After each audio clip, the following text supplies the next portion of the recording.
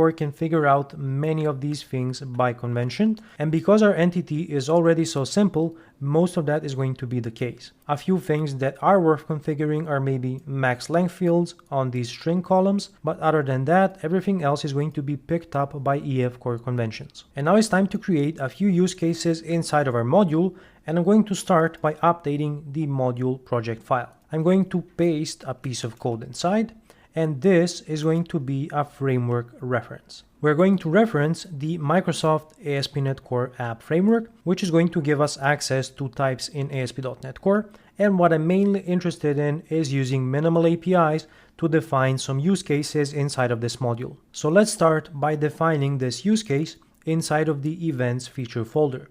I'm going to create a first use case inside that I will call create event. So this is going to be our first vertical slice that's going to implement the create event feature.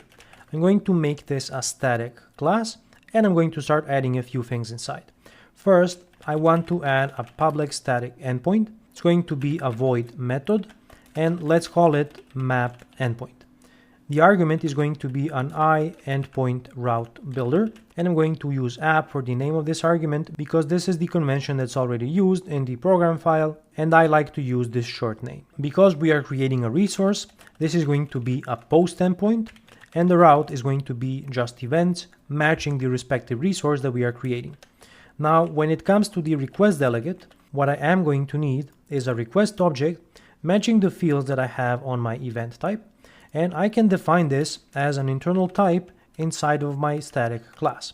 So let's call this an internal sealed class called request, and I'm going to copy the properties that I have on my event entity because I don't want to expose my internal types to the outside world. We also won't be needing an identifier, and we won't be needing a status field on this request object because we're going to be assigning that internally inside of the use case. Now, what do we need inside of the request delegate? Well, the first thing I need is the actual request object that we have defined here that's going to contain the event's title, description, location, and the start and end time. And then another thing I could use is just inject the event's DB context directly. And this is the simplest way how we could implement this use case. All we are doing here is just simple CRUD logic to begin with, at least. We're going to make things much more complicated in a few more lessons, but for now, let's keep it simple. So I want to create a new instance of my event object, and because this is a reserved keyword in C#, I need to add an @ sign in front so that I can name my variable like this. So let's create a new event, and let's start assigning some fields. So first of all, I'm going to assign a new identifier, and then I can assign the other properties from my request object. So let's assign the title, description, location, the start time, the end time, and I can also assign a default value that I think is suitable for the event status. And let's say that this value is an event status of draft. The next thing I'm going to do is use my database context to add this event to the database set. And we can call save changes on the database context to persist everything in the database. I'm going to make the request delegate async because I want to call the save changes async method.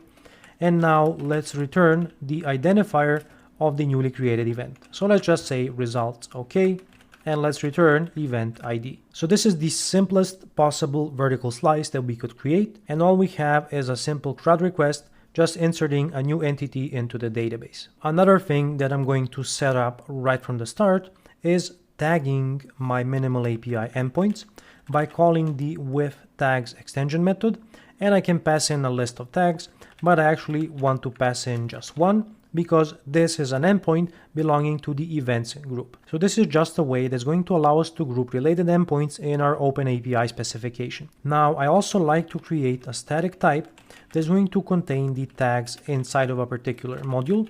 So let's create a static class called tags, and let's create another constant that's going to contain a string value, and this is going to be the events tag. We can hardcode this value, or we can use a name of operator, and I'm going to move this into the root folder of this module because we're going to be referencing this from other feature slices. So let's replace this with tags and then events, and this completes our first use case. Now I'm going to pick up the pace slightly. Let's go ahead and introduce one more use case, and I will call it getEvent. So this is going to be a public static class. We're going to add one method inside. There's going to be void. Let's call it mapEndpoint, and it's going to be accepting an endpoint route builder. So this one is actually going to be a getEndpoint because we're going to use it to find an event by the identifier.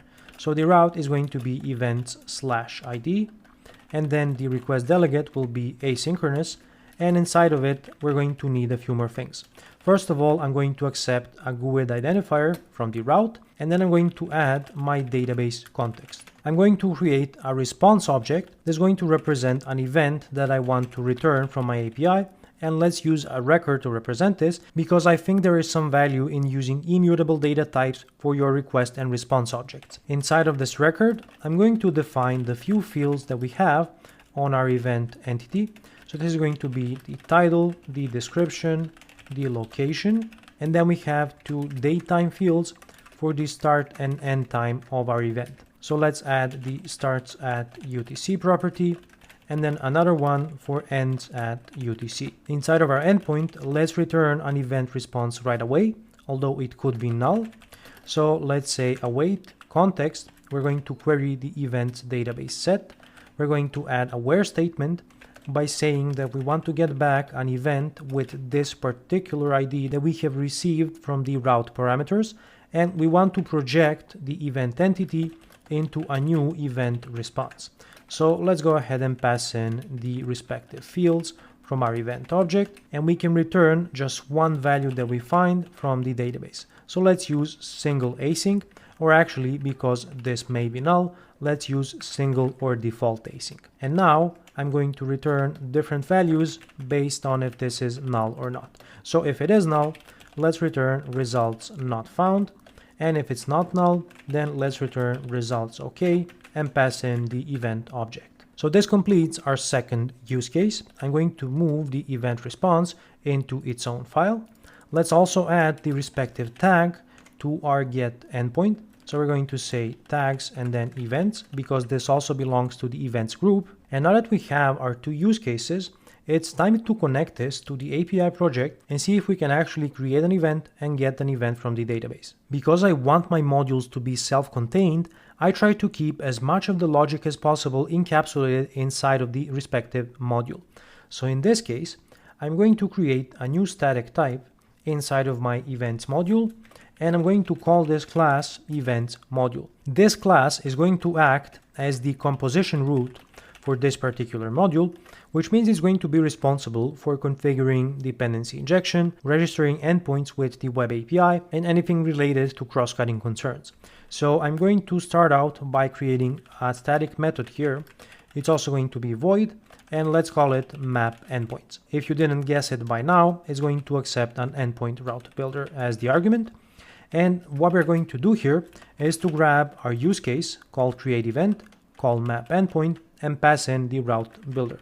Let's do the same for the getEvent use case, and this is how we could map our individual endpoints. An alternative solution could be creating a static class that's going to group all of the endpoints belonging to a particular entity, in this case events, and then just calling that static class from the mapEndpoints method. But because we only have two endpoints, this should be sufficient. One more method I'm going to expose is going to be a public and static method returning a nice service collection interface, and I'm going to call it addEventsModule. This is going to be a static method on the iService collection interface, and what we're going to do here is to configure any services that we need with dependency injection. We can also accept an iConfiguration instance to access any configuration values. In this case, what could be valuable to us is a connection string. So let's go and grab a database connection string value using our new configuration instance. So I will say get connection string with the name of database, and let's assume that this value cannot be null, which is why I'm adding a null forgiving operator. Then I want to configure my EF core database context. So let's call addDBContext, and I'm going to specify my events DB context type. Now let's also configure this database context. We're going to access the DB context options builder instance, and I will call use MPG SQL to connect this to the respective Postgres provider. Let's pass in the connection string, And then one more thing I want to do is to configure the migration history table for this database context. We can do this by providing another delegate here, which gives us access to some interesting methods, and the one that I'm looking for is the migration history table method. It allows me to pass in a table name and a schema for the migration history table, and the table name is actually available as a constant on the history repository.